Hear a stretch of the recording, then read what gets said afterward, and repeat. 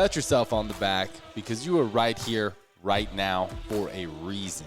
Welcome to the On Purpose podcast, where together we will empower ourselves and others to live lives with more passion and purpose. How you doing this morning, Jerrod? Awesome, my friend. How are you? Fantastic, man. Last week, I didn't just turn 30. I evolved into Ali 3.0. Ali 3.0, huh? That's right. No robotic parts or anything, no? You're still all human? All human still, man, but feeling like a machine. That's feeling good. like a machine. I see the sport coats back. Oh, yeah. Dude. It ain't too hot for sport coats down there? Not inside. That's true, huh? You got the AC on already? Yeah, and this is linen, man. This is made for the beach. Oh, that Miami Vice style linen. Yeah, it's my beach suit. You're going to start going more beachy colors, little turquoise, some oranges. I got to, man. I live in a greenhouse right now, so I got to get my color up. Yeah, that's good. Well, welcome to the On Purpose podcast there, Ali 3.0. We're excited to have you. Thank you very much. Ready to raise the vibration over here. Although the last Ali was doing pretty good too. People were really liking him, so I hope there's still some room for old Ali in there. Oh, yeah, just an improved version, baby. Yeah.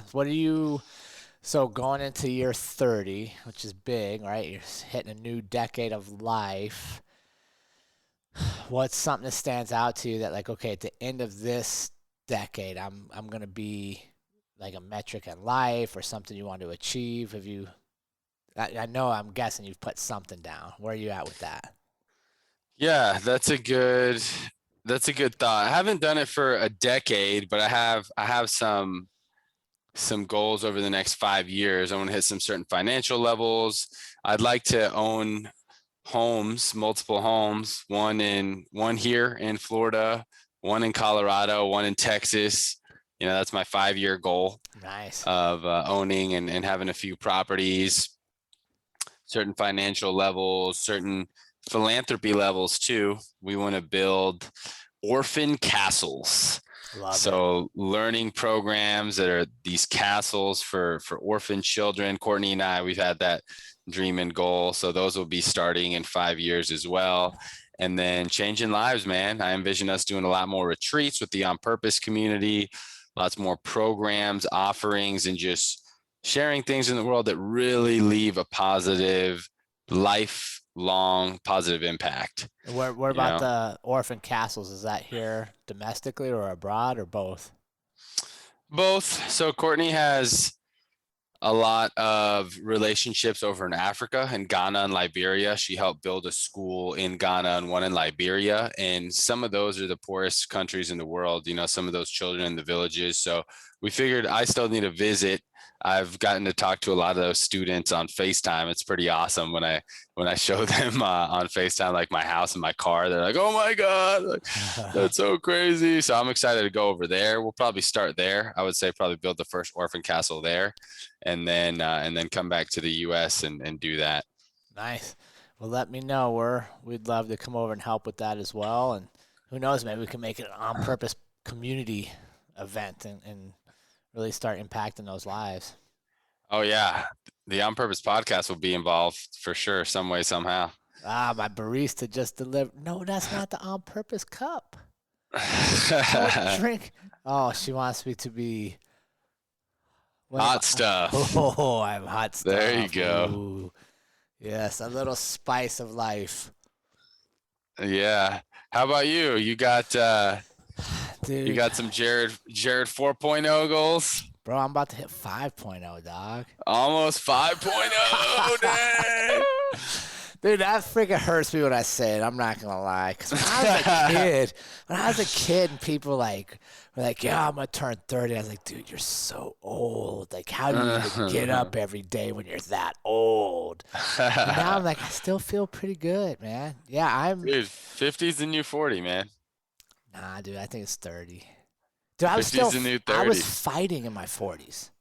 Exactly. So that's 20s. I'm throwing it back 20 at a time. But yeah, we got some good changes coming on here, and it's fun to hear you talk because it just reminds me of the different stages in life. Like I would say you're kind of in an achievement stage. Like this is where, like from, the 20s you find yourself, the 30s on, you're building legacy and financial security. And I feel like where I'm at, I've kind of done that.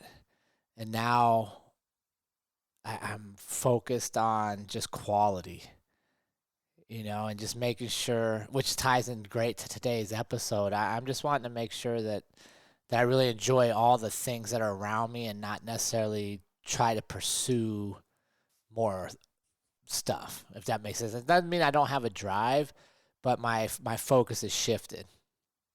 I gotcha. But yeah, it'll be fun. But yeah, I'm excited to see where you go. Just as long as you don't try to make me wear a sport coat, we'll be fine. No problem, man. Whatever you want to wear is good with me. Dude, you'll be catching me looking fly.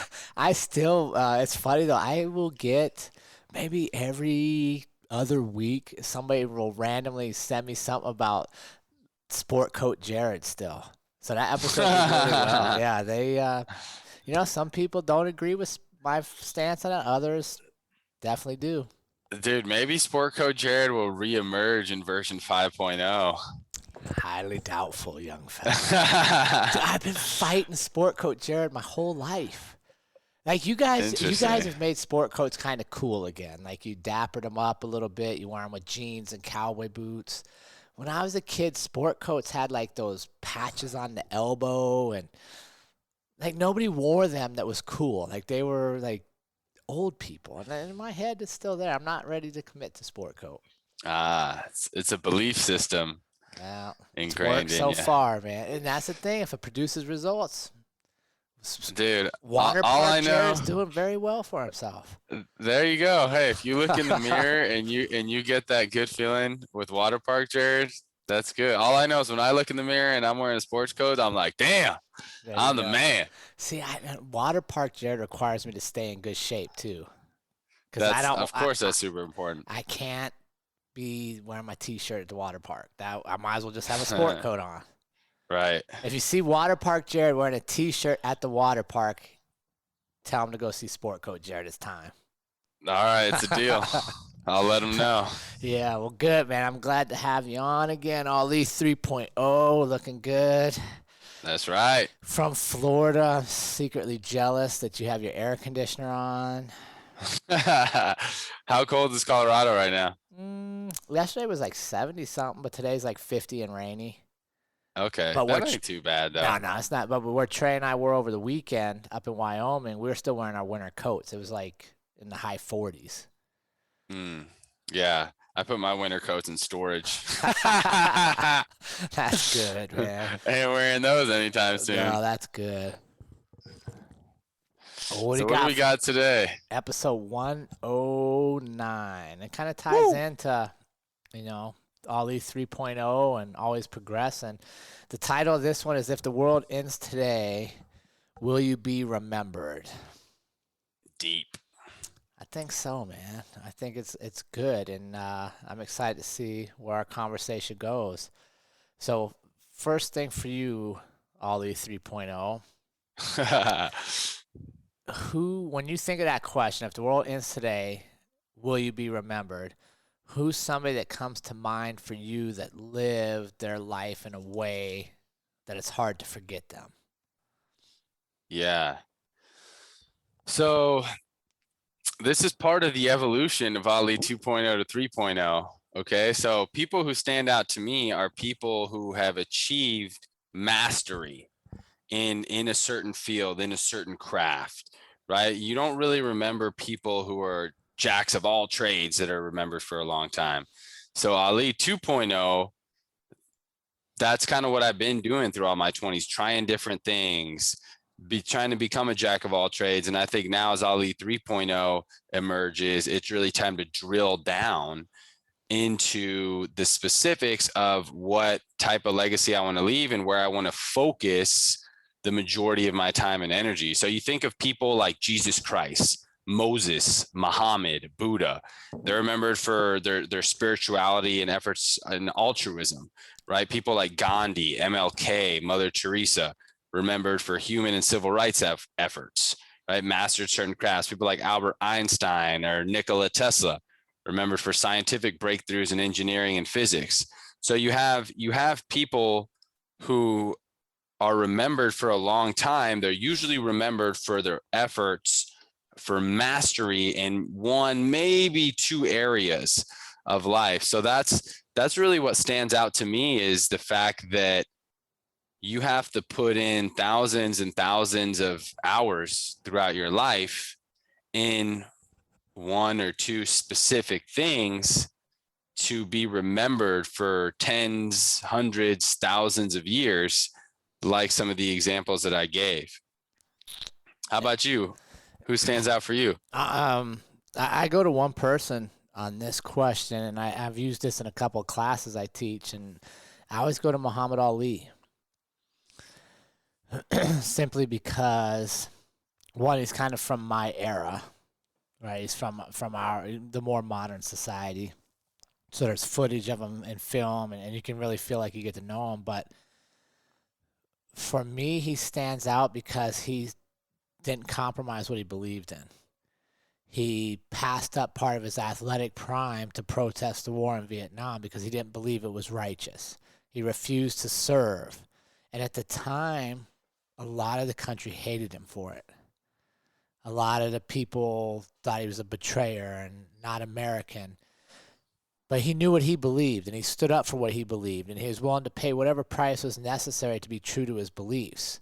And now here, 50 years after that war, you look back at him and people think fondly of him as the greatest boxer of all time and a great humanitarian. And he didn't just stand up against the war.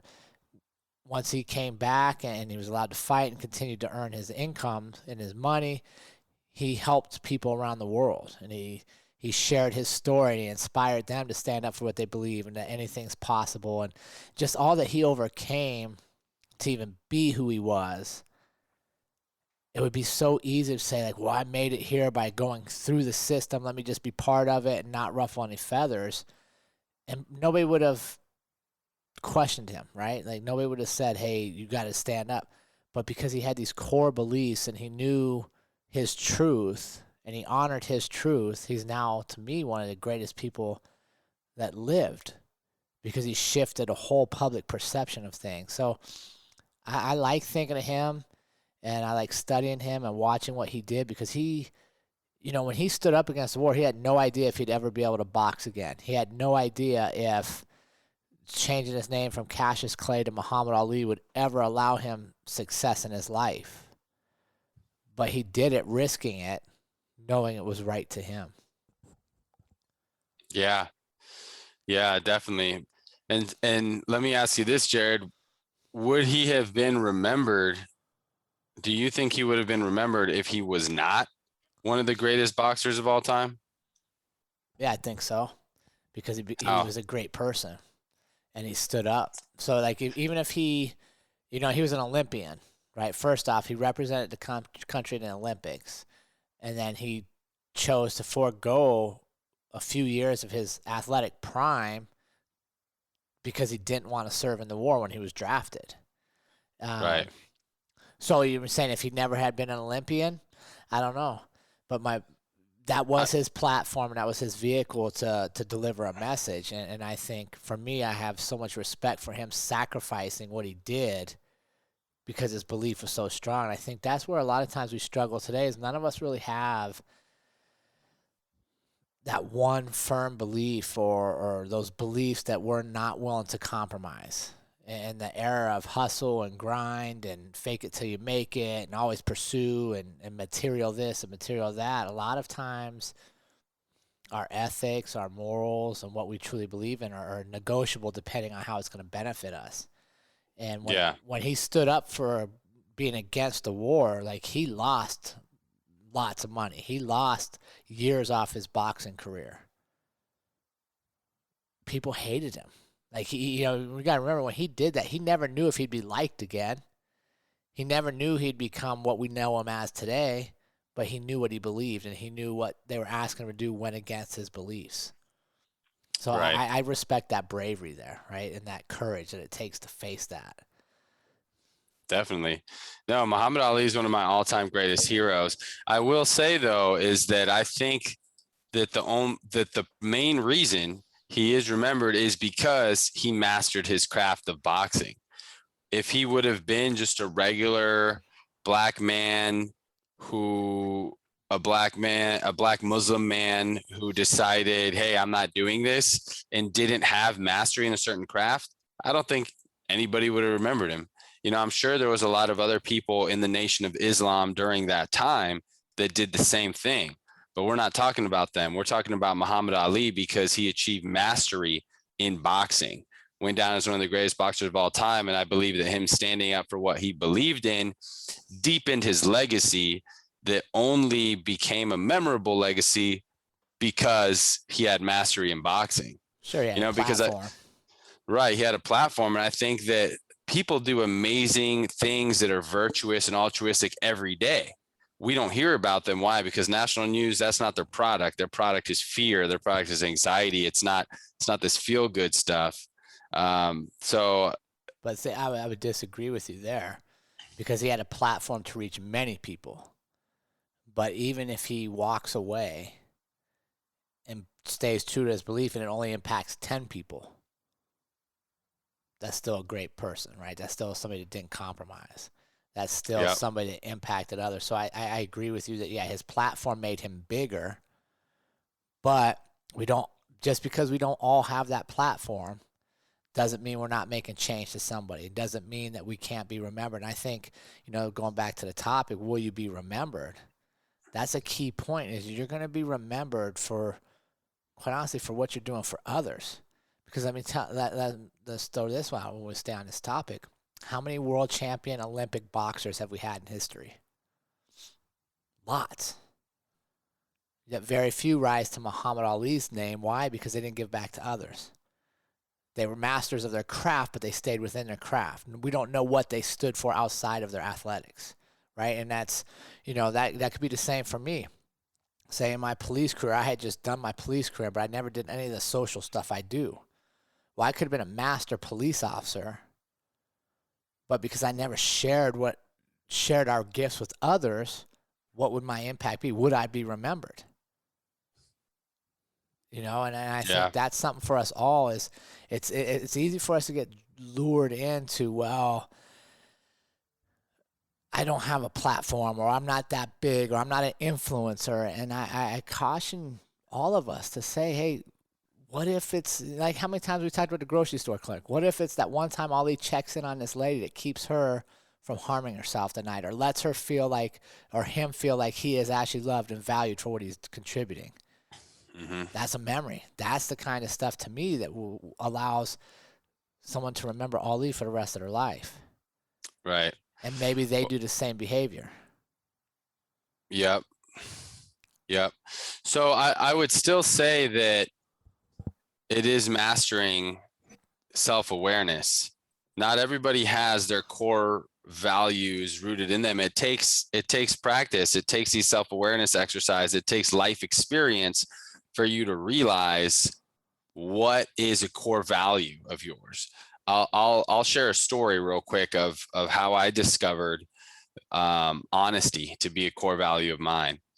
So in my first serious relationship with a girl who was my high school sweetheart, we broke up in college, and then after college we got back together. We were together, and I was on a trip, and I cheated on her, and I got back from the trip and I felt so bad. I didn't know what to do. It was right when I moved to Colorado. She was coming up, moving from Texas with me, and I felt sick to my stomach. I called a few mentors of mine and people that I looked up to, and I talked to my father, and I was like, Pop, like, I made a horrible mistake. I feel so bad. I don't know whether or not I should tell her or not. And he said, well, you feel bad about it? I was like, yes. He's like, are you never going to do it again? I said, yes, I'm never going to do it again. said, okay, if you truly feel bad about it and you're never going to do it again, then ask God for forgiveness, never do it again, and don't tell her. Because if you tell her, it's going to break her heart. It's coming from a selfish place. You just want to feel better to get it off your chest. But if you're truly sorry, keep it to yourself, pray for forgiveness, and just do a better job, and don't be doing that shit anymore. And that made sense to me. That made sense to me. But after reflecting on that, I was like, but I can't. I value honesty, especially in any relationship. I want to be open and honest. And I told myself, like, I can't be with someone romantically, in a business partnership, anything, even in our podcast relationship, with not being true with how I'm feeling or what I've done. And I had to be honest. So even though my father had that perspective, I had another mentor give me a perspective like that. I decided, and I remember in that moment, I was like, wow, honesty is a core value to me. So yeah. And I decided to confess and to tell her and let her know what happened.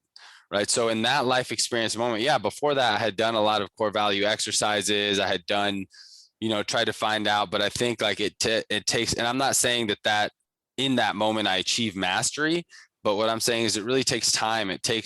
Sometimes it does take experiences that hurt. It takes pain. It takes life experience for you to get to a level of achieving mastery in knowing thyself. Right. And that's a continuous process. Yeah. Yeah, I agree. But I think, like, going back to, if the world ends today, will you be remembered?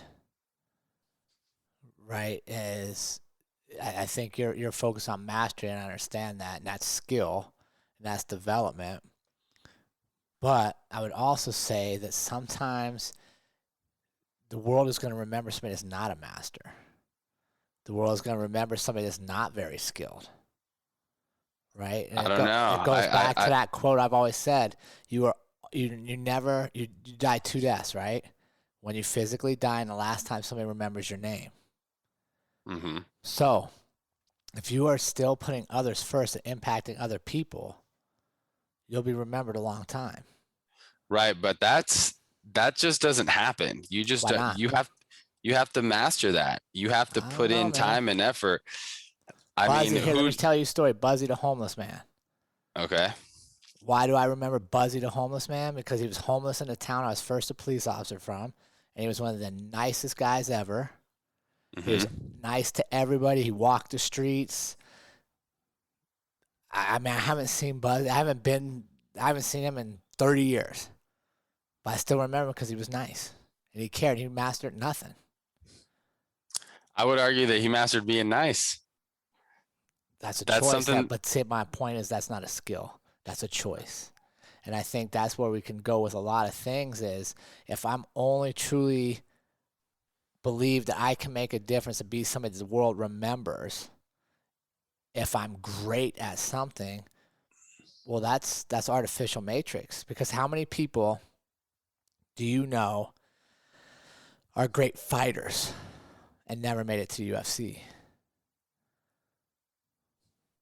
Right? Well, if they never make it to the top, are they not now qualified to share their journey, share their story, share their belief, even though they weren't the best? I would say.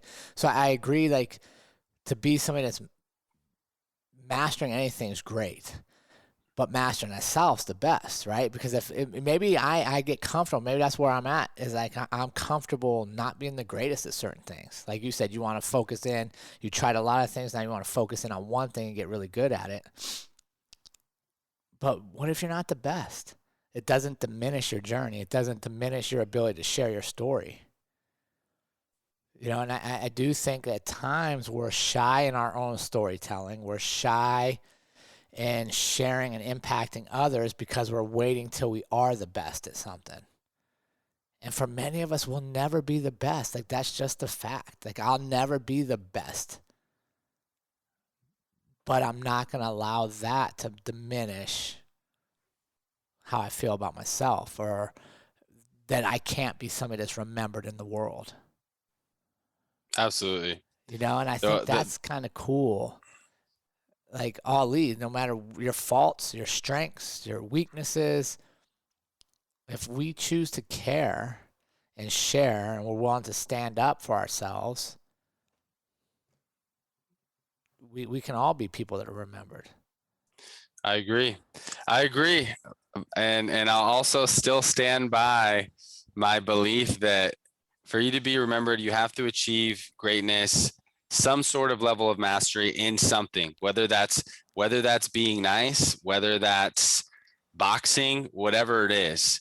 For you to be remembered, there has to be something that you're consistently doing that's going to leave a lasting impact. Interesting.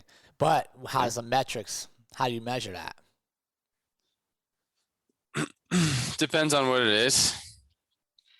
But you're right. It doesn't have to be to the level of Muhammad Ali, right? You can be remembered by your immediate family, by your community, by the closest 5 to 10 people that are around you. And I will also say that you can also be remembered for being absolutely horrible. For sure. At something, right? We have people like Hitler, first person that comes to mind, of, in the opposite direction, not necessarily greatness but, mastery in certain crafts, that manipulation, brainwashing, things like that. But it's still something that he was consistently doing. Yeah. So that's, yeah, you can definitely be remembered for negative stuff, which I think is kind of ties into where are you putting your time. Right. So with that question, Jerrod, I have a question for you. So where are you putting your time? Why is it that we as human beings procrastinate and always think that we'll have a tomorrow, when we can look at statistics and know that hundreds of thousands of people will die every night? It's not guaranteed that we're going to wake up the next day. Yeah. It's a blessing when we wake up each morning, yet so many of us, myself included, some days will wake up and be ungrateful. Why is that? Why do we think that we can always put things off until tomorrow? Well, I think we're conditioned that way because when you're young, like it seems like you have an endless supply of tomorrows. And, for a while we may, or we think we do. I think it's part of, do the people around you get stuff done, or they put things off for tomorrow? Like, what are you being taught? Are you showing a sense of urgency to get stuff done today and to lead today, or are we always waiting for tomorrow for that vacation? Say my parents, when you're growing up, are your parents always saving every penny for tomorrow, and that vacation never comes? And this never comes. Well, it's easy to continue to model that behavior and push things away. And we don't take time to enjoy the now and where we're at. And should I work these extra hours to put some extra money in my retirement account, or should I take this time and take the family on a trip, or do something that creates an experience? Because like we all know, and everybody's said this for years, but I don't think a lot of us live it, is most people's biggest regret when they're face to face with death is that they didn't spend more time with the people they loved. Most people aren't saying, I regret that I didn't buy this car, I regret I didn't buy this, or I didn't have that, but they regret not taking a little more time with their kids or their parents or their spouse, because they ran out of tomorrows. And I think sometimes, especially in the United States, we're a very, like I said, materialistic and achievement-oriented country, and keeping up with the Joneses is very easy to get sucked into. We miss the fact that at the end of your days, what's in your garage and what's in your bank accounts, is not what you're going to be remembered for the majority. It's usually going to be, how did you make people feel and what did you give them? Like, how did you share with them? Yeah. And I think if we could remember that urgency, because you can do both, right? Like, I'm not saying you can't do, you can achieve financial freedom. You can achieve nice things in life and still prioritize the people around you and set boundaries on kind of what you are going to do, what you're not going to do, how many hours you are going to work, and when you're going to take a break and enjoy the people around you. And, you know, we've talked about that. I think we have an episode earlier in the program about balance and how we're always in this perpetual state of imbalance, and accepting that is okay.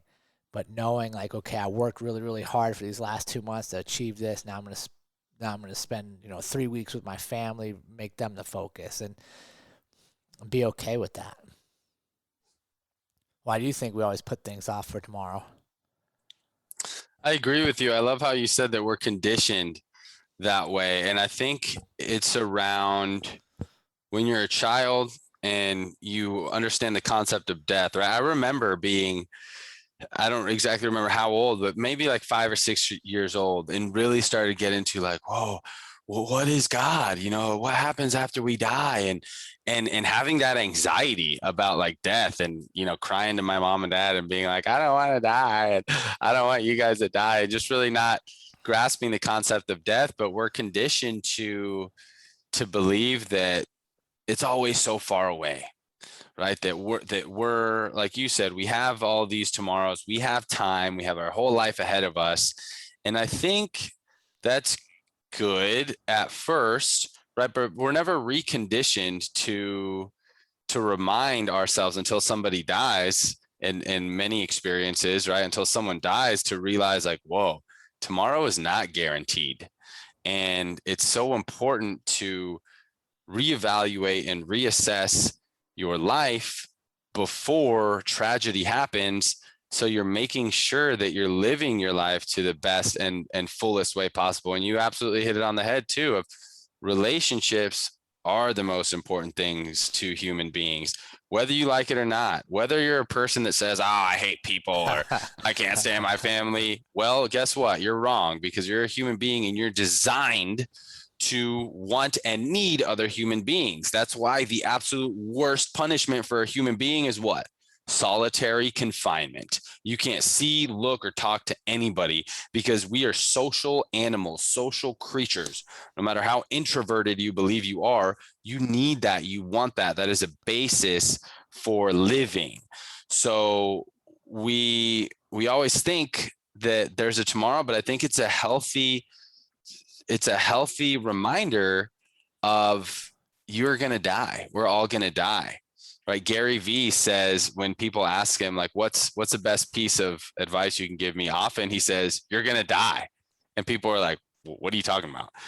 But I think that's such a healthy reminder to really make sure that you're executing each day in a way that is fulfilling to you. And a big part of that is going to be around loved ones, your important relationships. Or even just the strangers you meet, just sharing love. That too. Just sharing being you, and think about it this way, is it's been interesting for me. If you break down the average American life, I think our life expectancy is 78 years now, roughly. Okay. And you just went through your 20s. So you went from 0 to 10, 10 to 19, 20 to 30. So you already did 3 of your decades. So statistically, you have a little over 4 left. You know what I mean? Like, if we start actually breaking, like, we want to apply numbers to all this other shit in the world. If we apply numbers to our life, instead of focusing on, well, I got 365 days this year to push stuff off. If we look at how quick those days pass by, and, like for me, I see my parents, sometimes once a year. If I only see them once a year, that means I have like 5 visits left with them.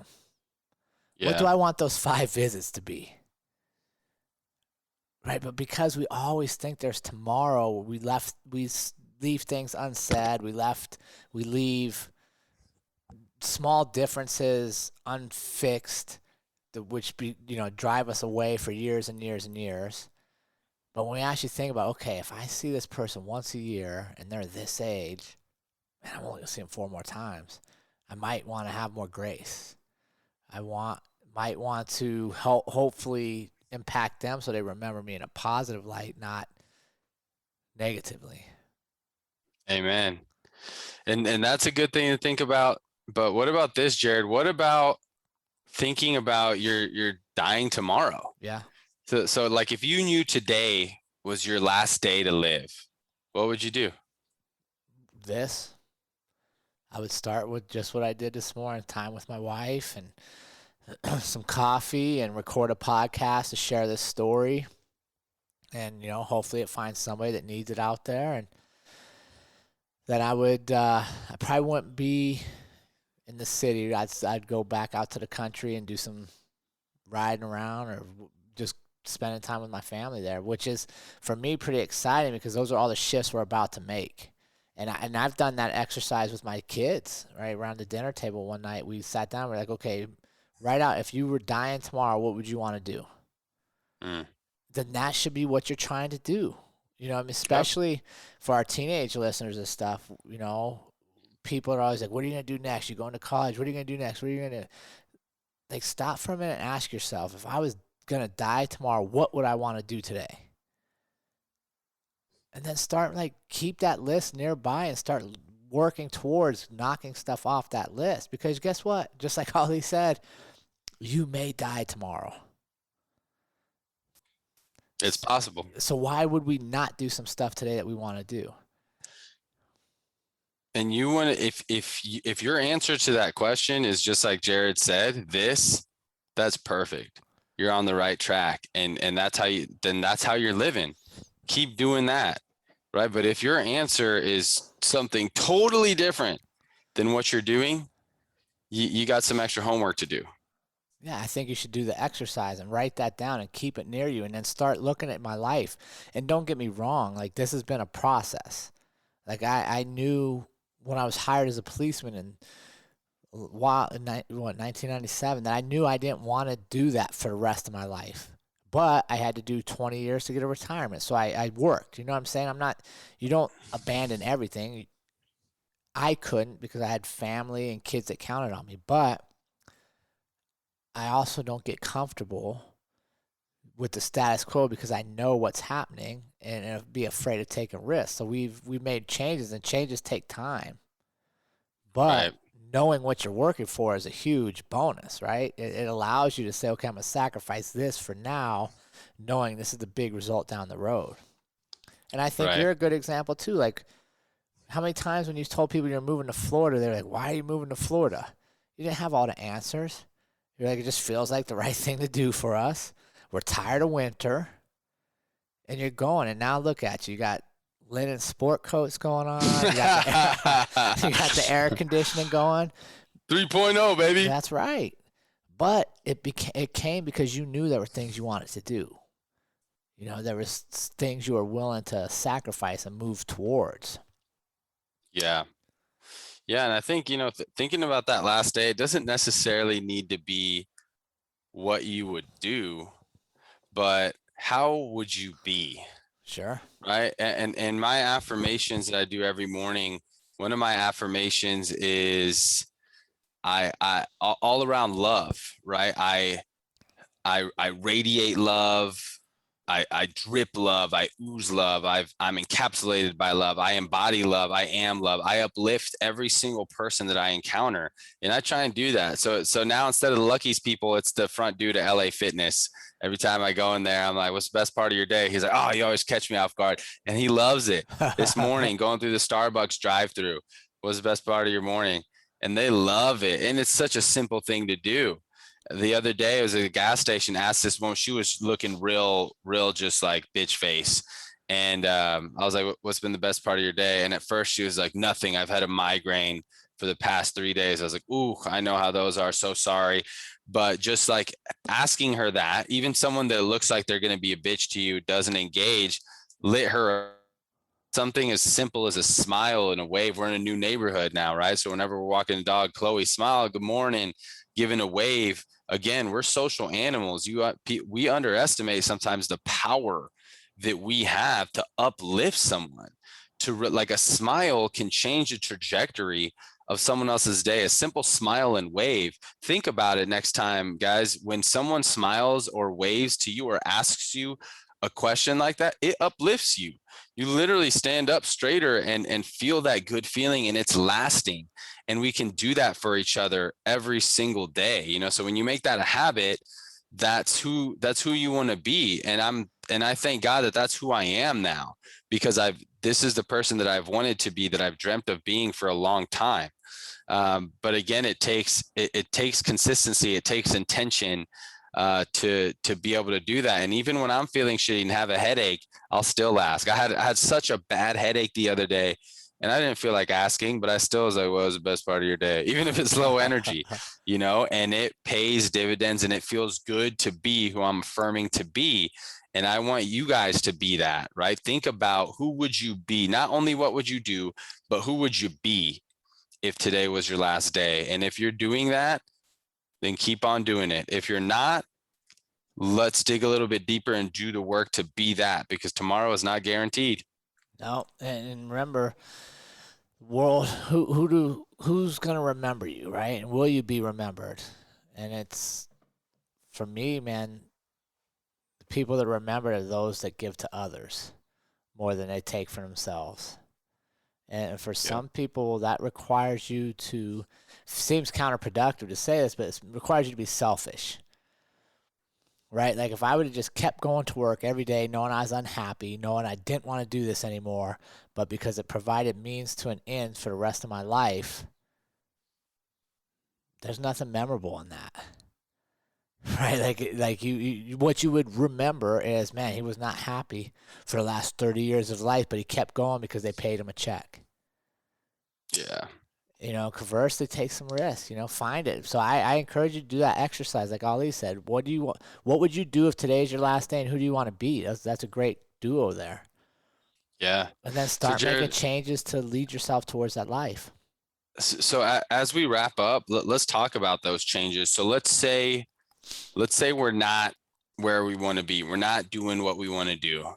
How do we prioritize changing our life to start doing what we want to do and being who we want to be? How do we prioritize that? So there'd be a couple key points. One, you got to know what the hell you want to do. So until I know actually what I want to do, it's like being without a motor on the ocean. You're just floating. Two, I got to not care what everybody else thinks, right? Because everybody's going to try to talk you into the safety that they apply to their life. When I left law enforcement, so many people, I told you guys, they were betting that I would come back within a year. Because why? Because that's where they're mentally at. I'm not going back. Don't you love proving them wrong? I love living my life, man. I love looking in the mirror and talking with my family and being proud of what we're doing, because we didn't listen to everybody else and play it safe. So so you got to know what you want, quit listening to everybody else, and don't be afraid of the struggle, right? Like, not all of our transitions have been easy. My wife and I were talking about it last night.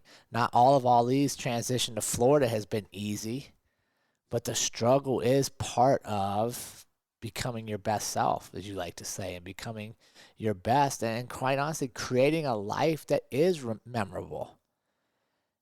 And that when people reflect on you when your time's done, you're somebody that made a difference, and that showed them what is possible, not held them back and taught them what's impossible. Yeah, so that would be the three things I would do. Know what the hell you want, don't listen to anybody else, and don't be afraid of some struggle along the way. I agree 100%. I think there's one more thing, and I'm interested to see, you may disagree with me on this one, because I know Jerrod 4.0 right now is in a different type of life than I'm living right now. But I truly believe that if you are truly committed to something, you have to have some sort of formal structure around it. Okay. So for example, if you're saying, I'm committed, I want to lose some weight, right?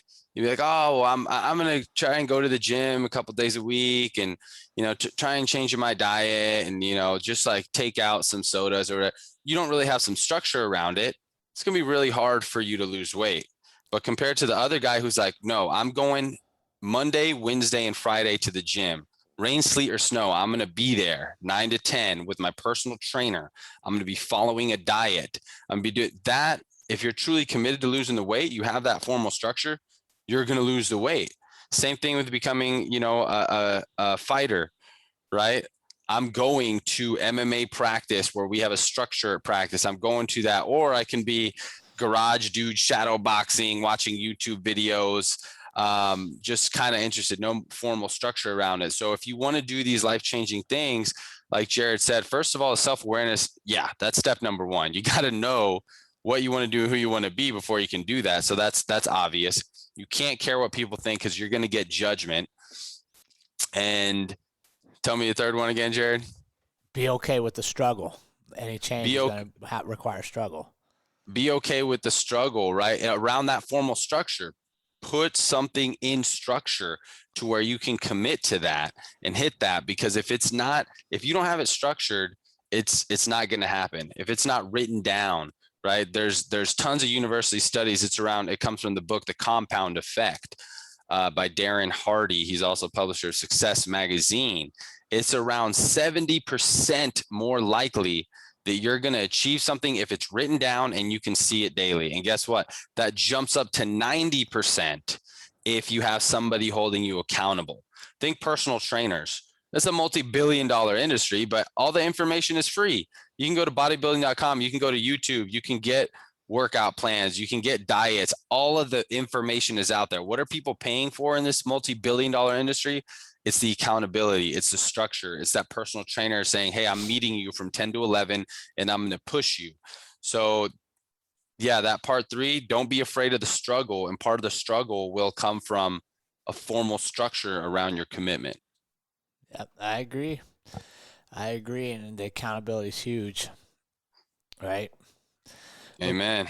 Good. How's the linen holding up? You still nice and cool after that episode? Dude, armpits are dry. Feeling good, baby. 3.0, baby. I love it. Thank you all for listening. Feel free to join us on Patreon if you want to go deeper with our community and help support us and allow us to continue to share purposeful messages with the world. Thank you. And remember, team, life is far too short to live any other way than on purpose. We will see you all again next week.